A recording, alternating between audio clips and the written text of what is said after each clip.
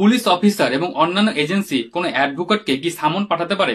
Recently supreme court একটি observation দিয়েছে যে কখন কোনো অ্যাডভোকেটকে কোনো পুলিশ অফিসার এবং অন্যান্য কোনো এজেন্সি সামন পাঠাতে পারবে। ভারতীয় সাক্ষ্য অধিনিয়মে সেকশন 132 আন্ডারে অ্যাডভোকেট এবং তার ক্লায়েন্টের মধ্যে যে কমিউনিকেশন হয় সেটি হচ্ছে প্রিভিলেজ কমিউনিকেশন, এবং সেই কমিউনিকেশনটাকে কনফিডেন্সিয়াল রাখার দায়িত্ব হচ্ছে সেই অ্যাডভোকেটের, এবং সেই অ্যাডভোকেট সেই ইনফরমেশনকে কোনো থার্ড পার্সনের কাছে ডিসক্লোজ করতে পারবে না। কয়েকদিন আগে সুপ্রিম কোর্টের দুজন সিনিয়র অ্যাডভোকেটকে ইডি কিন্তু কি করেছিল, সামন পাঠিয়েছিল তাদের ক্লায়েন্টকে লিগ্যাল অ্যাডভাইস দেওয়ার জন্য। সুপ্রিম কোর্ট তার রিসেন্ট অবজারভেশনে বলেছে কোনো অ্যাডভোকেটকে সামন দিতে গেলে অবশ্যই এসপি র্যাঙ্কের কোনো পুলিশ অফিসারের কাছ থেকে রিটেন পারমিশন লাগবে।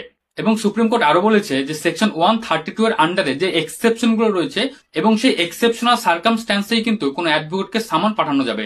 এবার আমরা দেখবো যে সেই স্পেশাল সার্কামস্ট্যান্সেস গুলো কি কি। কোনো অ্যাডভোকেটের কাছে কোনো ক্লায়েন্ট যদি এসে কোনো ইলিগাল পারপাসের জন্য যদি কোনো কমিউনিকেশন করে observe any crime has been committed, তাহলে police officer with the prior written permission of the SP can summon an advocate.